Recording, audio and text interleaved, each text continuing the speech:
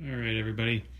So it's been a little while since I've taken on a new customer project, but right now I just received a very nice Bob Long Signature Series Autococker. It has a really incredible anodizing pattern that's almost like a marble pattern or granite. It's almost difficult to describe, and it may not even show up well in this video, but it looks just amazing. It does have the Bob Long grip frame. In this case, we have a Palmer stabilizer and Palmer rock for the regulators, and then just kind of standard brass WGP for the three-way and the ram. And the customer in this case said that when it's gassed up, the three-way is leaking. So let's go ahead and gas this up and see what it's doing. Okay, so you can hear, yeah, it's leaking from the back of the three-way at this point. And so one thing I like to do is pull the trigger and then hold it and see if it still leaks. So now it's actually was leaking out of the front. So definitely going to look at the three-way first, and once I've replaced those O-rings and cleaned up the inside of that, we will go from there. So stay tuned. Alright, so a quick update here. I did very quickly replace the O-rings and apply some oil and clean the inside of the three-way. And as you can hear, it's still leaking pretty heavily from the back of the three-way. And then when I pull and hold the trigger, front of the three-way is leaking. Usually what that means is that it's actually the ram itself that's leaking. So when the trigger's at rest, the ram is actually being pushed forward, closing the or pushing the back block forward, and that means there's actually air pressure going this way.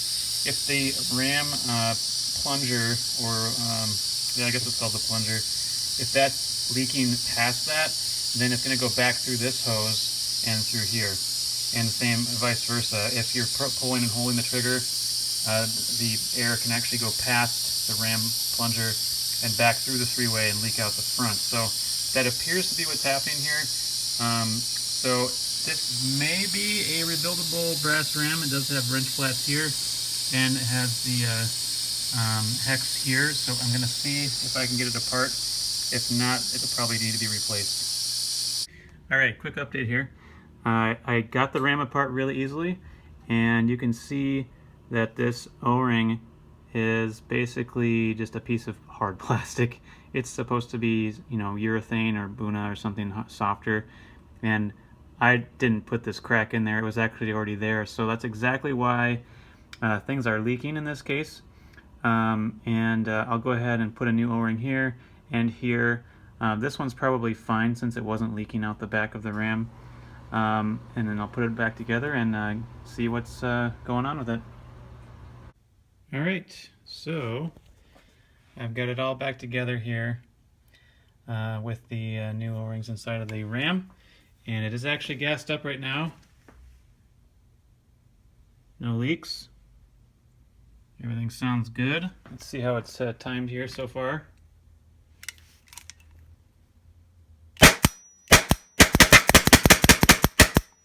So it's basically timed. It's dropping the hammer really soon, like instantly. I may adjust that a little bit, but otherwise it's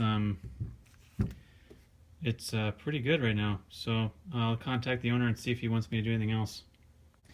All right, guys, I've got a quick update on the Bob Long Signature Series here. So as you can see, it's very much not finished at this point. I talked to the owner and told him how dirty it was inside and out, and he did agree to do a full deep cleaning on this.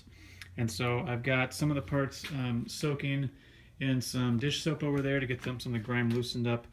And I'm also cleaning some of the smaller parts with alcohol and swabs and clean cloths. Another thing I wanted to do was test the Palmer stabilizer. And I'm really glad I did, because this sucker was flowing right straight through and not actually regulating anything. My gauge goes up to 600, and the needle was basically bouncing off the other side of this pin here. So it was doing absolutely nothing. So I'm glad I checked it. On closer inspection, the reason for that would be, see if we can focus here, this O-ring here on the O-ring piston. So you can see it's basically just completely chewed up, gnarled, hard plastic instead of being soft rubber. So I'll replace that and any other bad O-rings, and then I'll test it again and put everything back together, and hopefully we'll be good to go. So stay tuned. All right, everybody, we've got this Bob Long Signature Series all wrapped up, put back together, cleaned up, looking really great. I've got it tuned for, you know, close to a field limit velocity, about 285, 290, and it is shooting pretty well over the chronograph. And I've got it aired up right now. You can hear there's no leaks. And I'm going to fire a few just so you can see what it's like.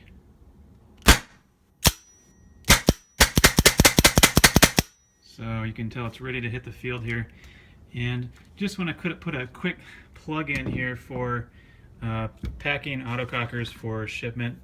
I like to use what's called the Tim Furpo shipping method, and that's using a piece of cardboard as a sort of base, and you lay out the marker something like this, and you mark where the zip ties go, and then you cinch everything up nice and tight. I'll try to put a link in my show notes here so that you guys can find that video, but it's a really great way to keep the autococker from sliding around this way in shipment, which can cause, you know, the front block to poke through, or the beaver tail, or the feed neck.